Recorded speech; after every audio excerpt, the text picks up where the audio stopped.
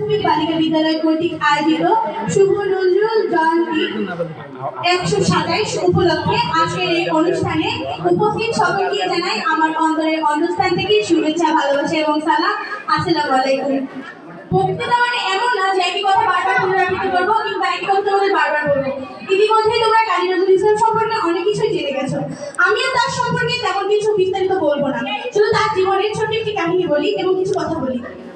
কাজী নজরুল ইসলাম হয়তো রবীন্দ্রনাথের মতো সোনার চামচ গালে নিয়ে জন্মানোর সৌভাগ্য তার হয়নি, হয়তো ছোটবেলা থেকে রাজার হালে বড় হওয়ার সৌভাগ্য তার হয়নি।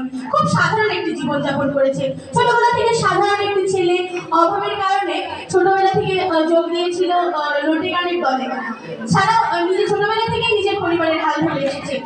কখনো মানে বিলাসী জীবনযাপন তার জীবনে হয়তো ছিল না, কিন্তু তার যে সাধারণ জীবন, তার এই স্বল্প জীবনে সে আমাদের যে উপহার